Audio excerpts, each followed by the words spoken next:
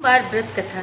एक बहुत धनवान साहूकार था जिसके घर धन आदि किसी प्रकार की कमी नहीं थी, परंतु उसको एक बड़ा दुख था कि उसके कोई पुत्र नहीं था। वह इसी चिंता में रात दिन रहता था। वह पुत्र की कामना के लिए प्रति सोमवार को शिव जी का व्रत और पूजन किया करता था तथा सायंकाल को शिव मंदिर में जाकर शिव जी के श्री विग्रह के सामने दीपक जलाया करता था। उसके इस भक्ति भाव को देखकर एक समय श्री पार्वती जी ने शिव जी महाराज से कहा कि महाराज, यह साहूकार आपका नयन भक्त है और सदैव आपका व्रत और पूजन बड़ी श्रद्धा से करता है और इसकी मनोकामना पूर्ण करनी चाहिए।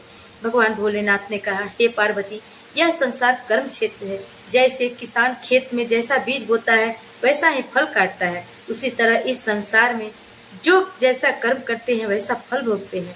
पार्वती जी ने अत्यंत आग्रह से कहा, स्वामी, जब यह आपका नयन भक्त है और इसको अगर किसी प्रकार का दुख है, कष्ट है, तो आपको अवश्य दूर करनी चाहिए, क्योंकि आप सदैव अपने भक्तों पर दयालु होते हैं और उसके दुख को दूर करते हैं।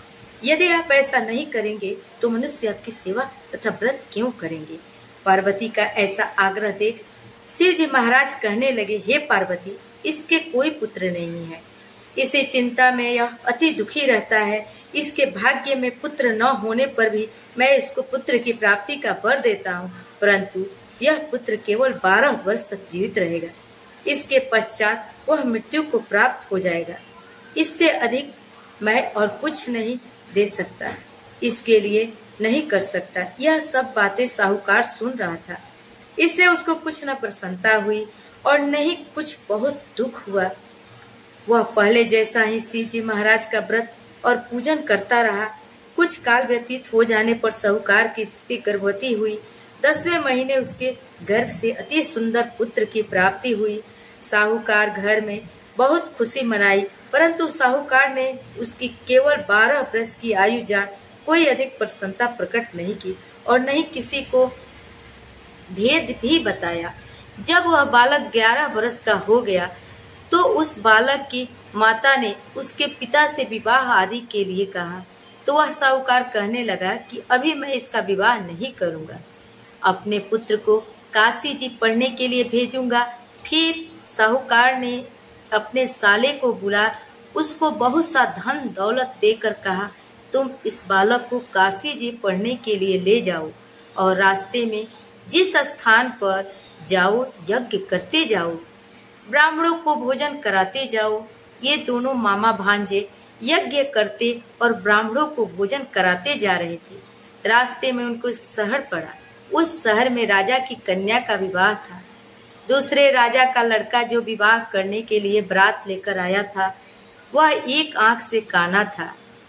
उसके पिता को इस बात की बड़ी चिंता थी, कहीं वर को देख कन्या के माता पिता विवाह में किसी प्रकार का अड़चन पैदा न कर दे।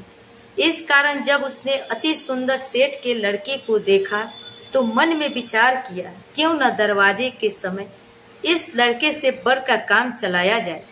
ऐसा विचार कर वर के पिता ने उस लड़के के मामा से बात की तो वे राजी हो गए।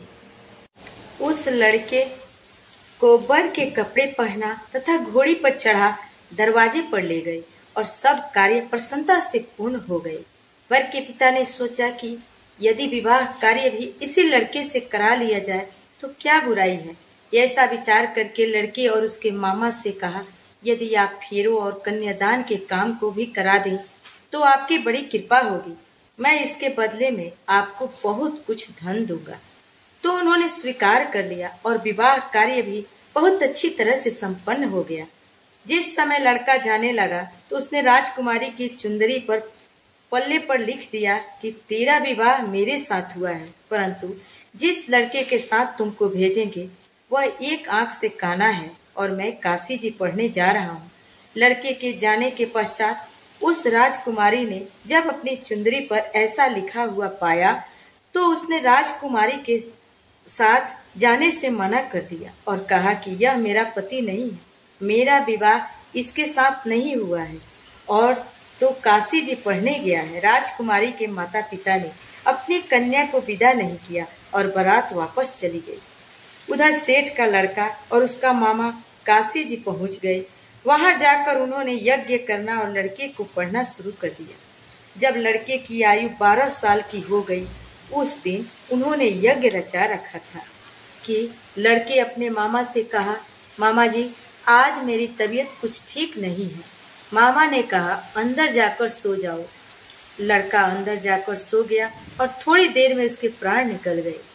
उसके मामा ने आकर देखा कि वह मुर्दा पड़ा है। यह देख उसको बड़ा दुख हुआ और उसने सोचा कि यदि मैं अभी रोना पिटना मचा दूंगा तो यज्ञ का कार्य अधूरा रह जाएगा। अतः उसने जल्दी से यज्ञ का कार्य समाप्त कर ब्राह्मणों के जाने के बाद रोना पिटना आरंभ कर दिया। संजोगवश उसी समय शिव पार्वती जी उधर से जा रहे थे। जब उन्होंने जोर जोर से रोने की आवाज सुनी तो पार्वती जी कहने लगी, महाराज, कोई दुखिया रो रहा है, इसको कष्ट दूर कीजिए।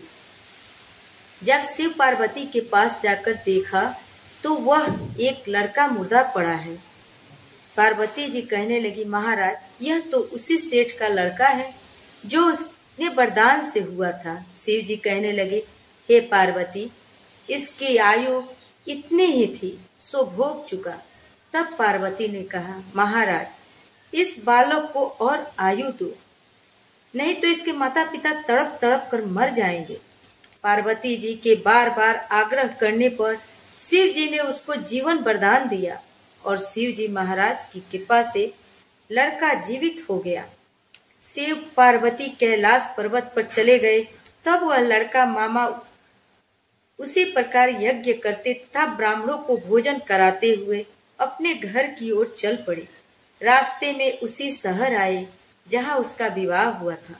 वहां पर आकर उन्होंने यज्ञ प्रारंभ कर दिया तो उस लड़के के ससुर ने उसको पहचान लिया और अपने महल में ले जाकर उसकी बड़ी खातिर की।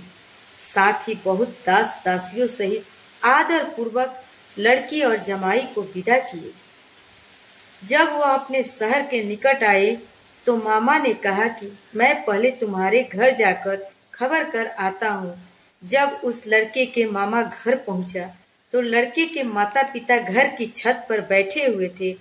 यह प्रण कर रखा था, यदि हमारा पुत्र सकुशल लौट आया तो हम राजी खुशी नीचे आ जाएंगे, नहीं तो छत से गिरकर अपने प्राण खो देंगे।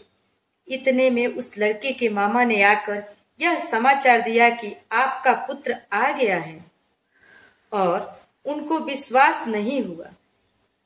तब उसके मामा ने शपथ पूर्वक कहा कि आपका पुत्र अपने स्त्री के साथ बहुत सारा धन दौलत लेकर आया है। तो सेठ ने आनंद पूर्वक उसका स्वागत किया और बड़े खुशी के साथ रहने लगे। इसी प्रकार जो कोई सोमवार के व्रत धारण करता है अथवा इस कथा को पढ़ता या सुनता है या सुनाता है, उसकी समस्त मनोकामनाएं पूरी होती है। प्रेम से बोलिए भोलेनाथ महाराज की जय, माता पार्वती की जय। ओम नमः शिवाय। हर हर महादेव।